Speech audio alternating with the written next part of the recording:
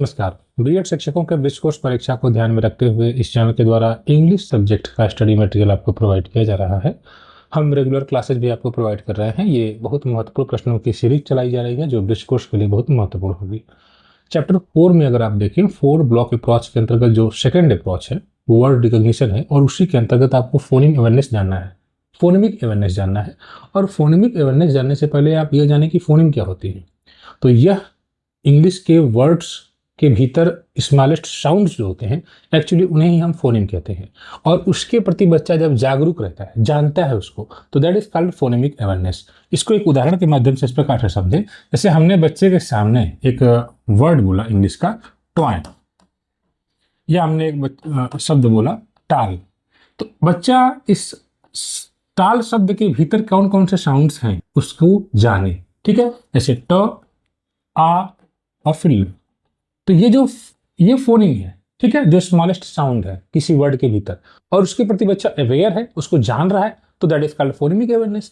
जैसे हमने बोला डॉग, अब बच्चा ये जान रहा है कि ड, आ और ग, इसमें 3 साउंड्स हैं। ठीक है, ड, आ, ग, तभी तो डॉग बन रहा है। तो यही होती है फोनेमिक अवेयरनेस। ठीक है, इस प्रकार से आपने इसको जाना। तो आइए इसको हम समझते हुए और बेहतर तरीके से चलते हैं। Phonemic awareness is the ability, यह एक एबिलिटी है कि बच्चा हियर करता है, आपकी बात को सुनता है। ठीक है, जिस प्रकार से आपने बोला उसको सुनकर बच्चा उसी प्रकार से बोलता है, आइडेंटिफाई करता है और play with the smallest sound, जो स्मॉलेस्ट साउंड है उनसे प्ले भी करता है। जैसे बैट है तो बैट के जैसा फिर मैट। ठीक, तो ब, एट, उस शब्द के भीतर लिखे साउंड्स को बच्चा बेहतर तरीके से समझ रहा है। In spoken words these smallest sounds are called phoneme. जैसा कि हमने आपको बताया कि जो स्मॉलेस्ट साउंड है वो फोनिम कहलाते हैं। ठीक है, it is important to understand that phonemic awareness is a listening skill. ये एक लिसनिंग स्किल है। ठीक है, अभी बच्चा सुन रहा है आपकी बात को, उसके बाद ही वर्ड रिकॉग्नाइज कर रहा है, शब्द को पहचानेगा और फिर आगे वो फिर बढ़ेगा तो फिर पढ़ेगा। ठीक, not reading skill. Children do not need to see letters. बच्चे लेटर्स को मतलब वो देख नहीं रहे हैं, आपकी बात को सुन रहे हैं। ठीक, और सुनकर ही वह उसके प्रति जागरूक हो रहे हैं। ठीक है, सीख रहे हैं उसको। ठीक, आपने बोला मैट, तो बच्चा देख रहा है, सुन रहा है उस बात को, मो, ए और फिर ट है, तब जाकर मैट बना है। ठीक है, इंग्लिश का word. They only need to listen to sounds. तो जो भी वर्ड्स है उसको बेहतर तरीके से बच्चे केवल सुनते हैं। ठीक है, जब बेहतर तरीके से सुनेंगे तभी तो आगे अगले अप्रोच पर पहुंचेंगे जो 4 ब्लॉक आप पढ़ रहे हैं। तो जैसा कि हमने कहा एग्जांपल आप देख रहे थे यहां पर कि if we take the word cat, अगर हम कैट वर्ड को देखें इसको हम 3 साउंड्स में ब्रेक कर सकते हैं, क, ए, ट, है ना। कैट अगर है, जिस प्रकार से हिंदी आप पढ़ते पढ़ाते हैं तो उसी प्रकार से अंग्रेजी भी है। तो कैट अगर आप देखें तो कैट एक्चुअली 3 साउंड इसमें है ना। कैट में आप देखें तो क, ए और फिर ट है, तो ये 3 साउंड इसमें आपको साफ साफ दिखाई दे रहे हैं। उसी तरह अगर आप डॉग को देखें तो ड, आ और ग, इस प्रकार से डो, ओ, ग, तो डॉग हो जाता है। तो वो शब्द के भीतर जो है साउंड्स हैं। When children are able to hear and separate the sounds, जब इन साउंड्स को बच्चा सेपरेट कर लेता है, बेहतर तरीके से समझ लेता है, सुनता है, it shows that they have developed phonemic awareness. तो इसका मतलब ये हुआ कि उन्होंने फोनेमिक अवेयरनेस को जाना है, समझ लिया है। ठीक है, यानी ध्वन्यात्मक जागरूकता, अगर हिंदी में देखें तो ध्वनि के प्रति बच्चा जागरूक है, जान रहा है। अब इसमें कौन कौन सी स्किल हैं इनको भी आप जान रहे हैं। स्किल इन्वॉल्व्ड इन फोनेमिक अवेयरनेस। इन phonemic awareness children learn several important skill, जैसे आइडेंटिफाइंग बिगिनिंग साउंड, यानी बच्चा, आपने बोला कि कैट में बच्चा पहला लेटर कौन सा है, अगर आपने बोला कैट, बैट, रैट, फिर मैट, तो बच्चा जान रहा है कि लास्ट का साउंड क्या है, तो बच्चा लास्ट के साउंड को भी जानता है, पहले साउंड्स को भी जानता है। ठीक, अगर आपने उसको सेपरेट करने के लिए बोला, ठीक है, आपने बोल दिया इसमें बताओ, आपने बोला एक कैन, कैट, फिर आपने बोल दिया कैटल, फिर आपने बोल दिया रैट। ठीक, फिर इस तरह से आपने बोला कि बताओ इसमें से कौन सा साउंड्स, कौन किसका फर्स्ट लेटर जो मैं बोल रहा हूँ डिफरेंट कौन है, तो बच्चा बोलेगा तो ये तो कैट है, ये तो कैटल है, ये रैट है। तो बच्चे के प्रति दिमाग में मतलब ये बात है कि हाँ ये एक ही साउंड से स्टार्ट हो रहा है लेकिन ये दूसरा साउंड से र है। ठीक है, तो इस प्रकार से बच्चा जो है उसको जानता है। ठीक, तो बच्चा फर्स्ट साउंड को, बिगिनिंग साउंड्स को जानता है। जैसे the word ball begins with the sound B, तो जैसे आपने तीनों में बच्चे से पूछा सेपरेट कौन है, तो बच्चे ने हो सकता है ये देखकर र को सेपरेट कर दिया कि मतलब आपने बोला है इसको कैटल है, कैट है, ठीक है, केयर है, फिर आपने बोल दिया रैट। इस तीनों चारों में डिफरेंट कौन है, तो बच्चा बोलेगा सर ये र से स्टार्ट हो रहा है इसलिए ये अलग है, बाकी क से स्टार्ट हो रहा है तो वो सेम हो सकता है। इस प्रकार से बच्चा फर्स्ट साउंड से अवेयर होता है।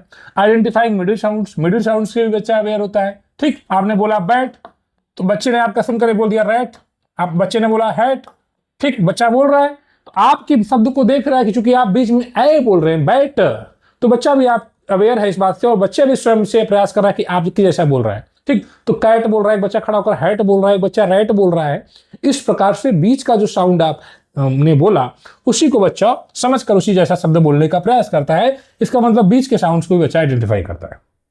अगला है आइडेंटिफाई इंडिंग साउंड्स, लास्ट के साउंड को बच्चा आइडेंटिफाई करता है, वही इसी प्रकार से, ठीक, फोनेमिक अवेयरनेस के अंदर। और ब्लेंडिंग साउंड यानी कि साउंड्स, ब्लेंडिंग मींस जोड़ता है बच्चा शब्दों को, ठीक है, joining two form a word, शब्द को बनाने के लिए। एग्जांपल आप देखें तो क, जैसे क, बच्चा इस तरह से बनाता है, ठीक। जब बच्चा आपकी बात को सुनता है तो साउंड्स जो डिफरेंट साउंड होते हैं उनको जोड़कर बच्चा एक नया शब्द बनाता है, दैट इज ब्लेंडिंग, ठीक है। और इसी प्रकार से सेगमेंटिंग करता है। Segmenting means breaking a word into individual sounds, मतलब साउंड्स कोई है, जैसे आपने बोला स्टोरी, तो बच्चा स्टोरी, इसमें उसके ब्रेक कर रहा है उस साउंड्स को, ठीक है। उसमें कौन कौन से शब्द, ट, ओ, र, ई, इस प्रकार से बच्चा उस सभी जो साउंड्स आ रहे हैं उनको बच्चा ब्रेक कर सकता है और कनेक्ट कर सकता है। तो ये सारी प्रक्रियाएं होती हैं फोनेमिक अवेयरनेस के अंदर, ठीक है। आगे चेंजिंग साउंड्स, अब बच्चा इसमें चेंज भी साउंड करता है, जैसे अभी हमने देखा भी है, जैसे आपने कैट बोला तो बच्चा रेट बोल सकता है, मैट बोल सकता है, हैट बोल सकता है। तो बच्चा ये देख रहा है कि बीच का साउंड सेम है, तो बच्चा साउंड आगे का लेटर वगैरह चेंज भी करके बच्चा नए नए शब्दों को भी बनाते हैं। तो ये ब्लेंडिंग के दौरान बच्चे करते हैं, ठीक है, चेंजिंग साउंड्स, ठीक है। अब आपसे यह पूछा सकता है कि क्लासरूम एक्टिविटी आप कौन सा कराएंगे क्लासरूम में अपने, तो teachers can develop phonemic awareness through oral activities. आप बहुत सी ओरल एक्टिविटीज कर सकते हैं, जैसे आप राइम्स जब अपने क्लास में बोलते हैं, सॉन्ग्स वगैरह बोलते हैं या साउंड्स गेम कराते हैं, ठीक है। आपने बोला कि चलो हम ट से स्टार्ट होने वाला कोई लेटर वर्ड बोलेंगे, आपने बोला टॉय, फिर बच्चा कोई दूसरा ट्री बोल रहा है, ठीक है, ट्री, ठीक है, टॉय बोल रहा है, तो बच्चा कोई बच्चा टाइगर बोल रहा है। इस प्रकार से आप गेम जैसा बच्चों में करा रहे हैं, तो इस प्रकार से भी बच्चों की जो है एक एक्टिविटी आप करा सकते हैं। जैसे एक टीचर ने बोला which word starts with the sound B, ball और कैट, तो हमने कहा कि चलो भाई बताओ कौन सा ऐसा साउंड है, कौन सा ऐसा लेटर है जो बी से शुरू होता है, बो से शुरू होता है। हमने बोल दिया बाल या डॉग, तो बच्चा बोलेगा बाल, बहुत साफ साफ दिख रहा है। इस प्रकार से हम बच्चों के बीच एक्टिविटी करा सकते हैं, तो स्टूडेंट बताएंगे ना बाल। तो इंपॉर्टेंस क्या है आप इसको हम देख लेते हैं, ठीक है। इस प्रकार से मतलब आप तमाम एक्टिविटीज करा सकते हैं फोनेमिक। अब देखिए इंपॉर्टेंस ऑफ फोनेमिक अवेयरनेस क्या है।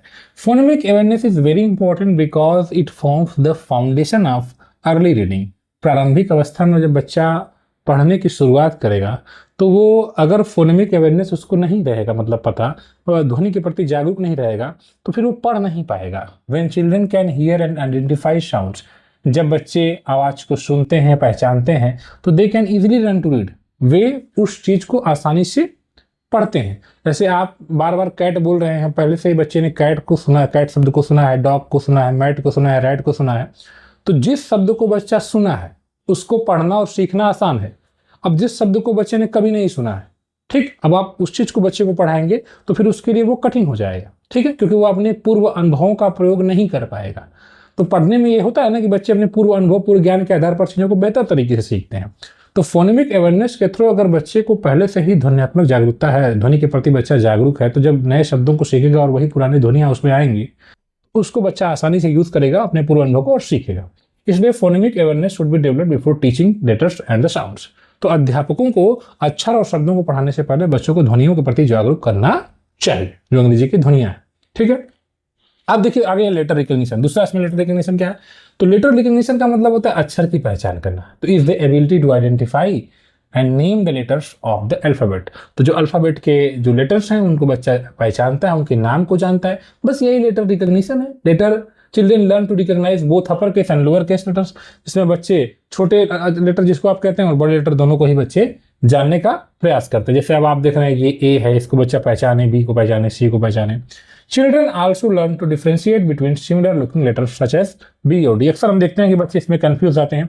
तो जब हम बच्चे को लेटर रिकॉग्नाइज करवा रहे हैं, बच्चा अक्षर की पहचान करता है, तो हमें यह ध्यान देना है कि बच्चा इन शब्दों, इन अक्षरों को इनमें कंफ्यूज ना हो। बच्चे कुछ कंफ्यूज होते हैं, ठीक है, तो ये नहीं होना चाहिए। तो बी है, डी है, पी है, क्यू है।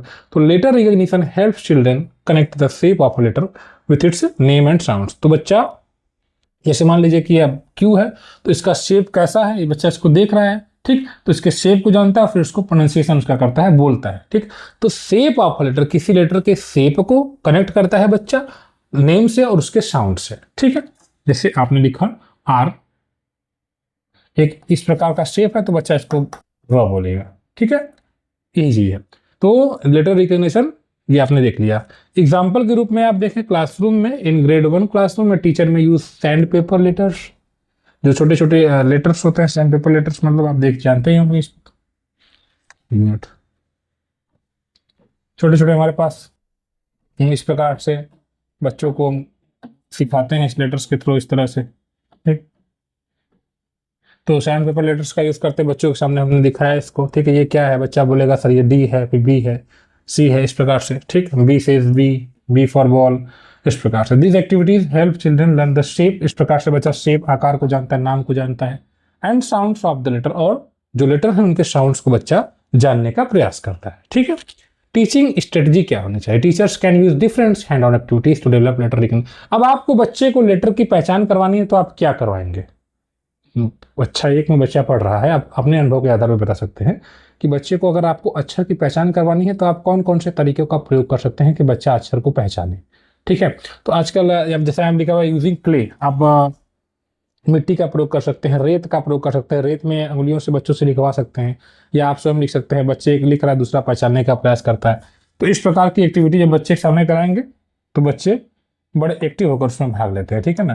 जैसे अब मान लीजिए इसमें लेटर मतलब कि रेत है या मिट्टी है और उसमें आप एक अक्षर बच्चे से बनवा रहे हैं कि बताओ ये क्या लिखा है, तो बच्चा उसमें अंगुली से बनाएगा और फिर उसको पहचानने का प्रयास करते हैं बच्चे, ठीक है। तो सैंड ट्रे, जैसा लिखा ना, सैंड ट्रे में राइटिंग लेटर्स, लेटर को राइट करवाएं, क्ले का यूज करें, फ्लैश कार्ड का यूज करेंगे, सिंगिंग अल्फाबेट सॉन्ग्स, ठीक है, अपनी कक्षाओं में हम अल्फाबेट सॉन्ग्स वगैरह यूज करवाएं, और teaching the letter of the day, हम लास्ट में लेटर ऑफ द डे पर चर्चा करें, ठीक, कि आज का कौन सा लेटर है जब हम बच्चों को पढ़ा रहे हैं या कुछ भी बता रहे हैं, तो उसके बाद उससे संबंधित जो महत्वपूर्ण लेटर लगता है हम बताएं कि चलिए आज लेटर ऑफ द डे ये है, ठीक है। तो आज हम इसको थोड़ा सा जानेंगे, इसके बारे में हम डिस्कस करते हैं बच्चों से। तो इस प्रकार से बच्चे जो है लेटर को और बेहतर तरीके से जानते हैं, ठीक है। आगे देखिए, these activities make learning and more interactive and enjoyable, इस प्रकार से एक्टिविटीज कराएंगे तो बच्चे के लिए सीखना जो है आसान हो जाएगा। लेटर रिकॉग्निशन का इंपॉर्टेंस क्या है, महत्व क्या है, तो letter recognition is an essential skill for reading. अब अगर बच्चा अक्षर की पहचान नहीं कर पाएगा तो क्या वो बेहतर तरीके से पढ़ पाएगा, इंपॉर्टेंस क्या है, यही तो इंपॉर्टेंस है। एक प्रकार से फाउंडेशन है, जड़ है, आधार है अर्ली रीडिंग का, प्रारंभिक अवस्था में बच्चा पढ़ रहा है और लिख रहा है। तो when children can recognize letters, जब बच्चे लेटर्स को रिकॉग्नाइज करते हैं, they can begin to read words, way words को पढ़ना शुरू करते हैं, स्पेल करेक्टली करते हैं, एंड सेंटेंसेस को फॉर्म करते हैं, ठीक है। तो इस प्रकार से आपने इसको देख लिया, लेटर रिकॉग्निशन को भी आपने समझ लिया, ठीक। तो अब देखिए फोनेमिक अवेयरनेस और लेटर रिकॉग्निशन, थोड़ा सा हम इस पर चर्चा कर लें कि इसमें क्या डिफरेंसेस है, इसको भी देख लेंगे। Focus on sounds, phonemic awareness में जो भी कोई साउंड, कोई भी वर्ड बोला जाता है, जैसे डॉग बोला गया, तो उसके अंदर कौन कौन से साउंड से उस पर फोकस किया जाता है, ड आ ग। और लेटर में क्या है, फोकस ऑन लेटर्स में लेटर पर फोकस किया जाता है, ठीक है, लेटर पर। इसमें लिसनिंग स्किल है, फोनेमिक अवेयरनेस, ये एक प्रकार से रीडिंग स्किल है, ठीक है।